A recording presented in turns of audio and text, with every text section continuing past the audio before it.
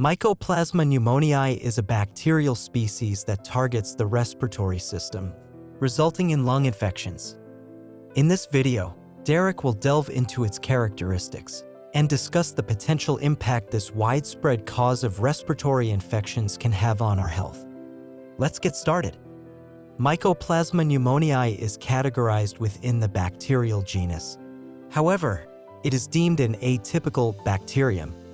Its size is smaller than that of typical bacteria, measuring between 0.1 to 0.8 micrometers in diameter. In comparison, common viruses typically range from 0.05 to 0.1 micrometers, while bacteria generally span from 1 to 10 micrometers. Mycoplasma is only slightly larger than viruses, but significantly smaller than conventional bacteria. Despite being classified as bacteria, Mycoplasma lacks a cell wall, making it distinct and occasionally posing challenges for treatment. Its structure consists of a cell membrane, resulting in a minimalist cellular form, positioning it as one of the smallest and simplest free-living cells. In contrast, bacteria are single-celled organisms with a more complex structure, incorporating a cell wall, cell membrane, and often flagella or pili. Mycoplasma pneumoniae is a type of bacteria that can reproduce itself. It can infect both the upper and lower respiratory tracts in humans. Unlike many other bacteria, Mycoplasma pneumoniae doesn't have clear evidence of existing in nature on its own. Instead, it seems to primarily depend on the mucosal surfaces of its host, acting like a parasite. One unique feature is that it doesn't have a peptidoglycan cell wall, making it hard to detect with light microscopy or gram stain.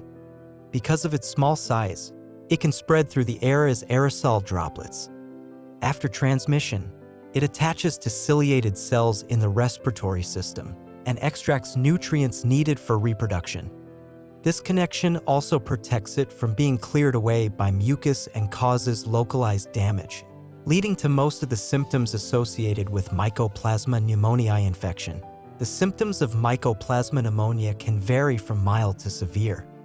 Dr. James Cuttrell, an associate professor of infectious diseases at UT Southwestern Medical Center in Dallas, explains that it is often labeled as walking pneumonia. This term indicates that, while an individual may have pneumonia, the illness is not severe enough to require hospitalization. The most common type of infection is tracheobronchitis, chest cold.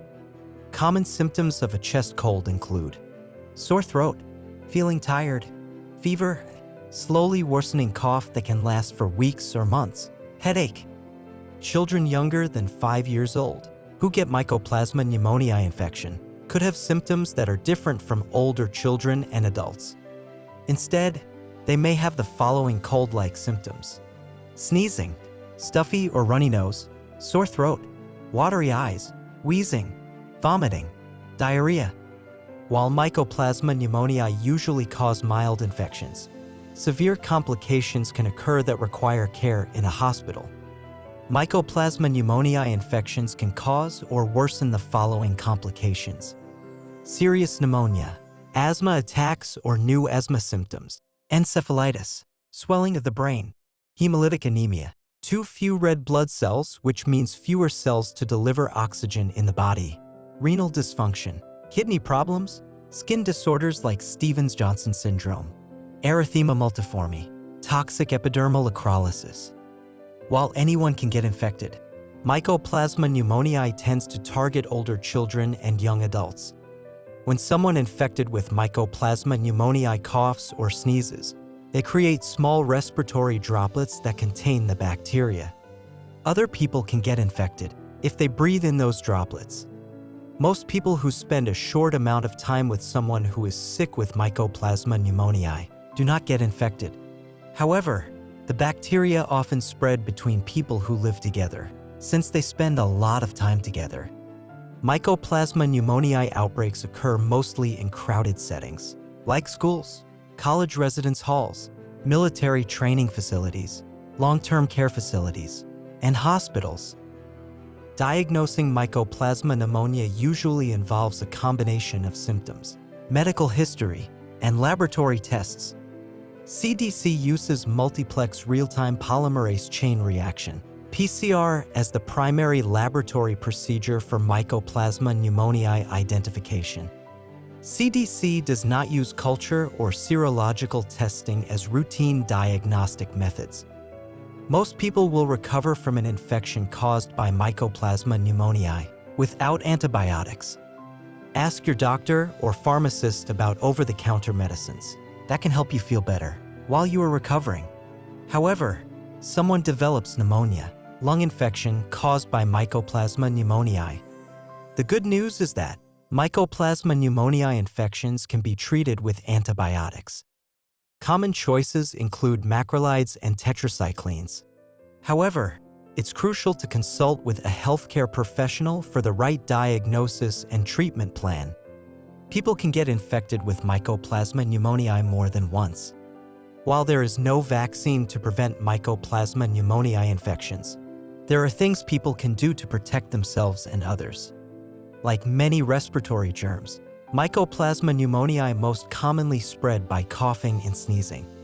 Prevention is key. Practicing good hygiene can help reduce the risk of infection.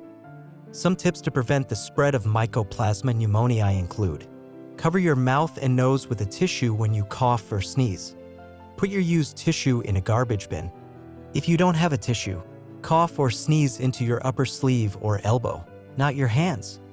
Wash your hands often with soap and water for at least 20 seconds. If soap and water are not available, use an alcohol-based hand rub. That wraps up our exploration of Mycoplasma pneumoniae. If you found this video helpful, don't forget to like, share, and subscribe. As always, if you have any questions or topics you'd like us to cover, leave a comment below. Thank you for watching. Stay healthy, everyone.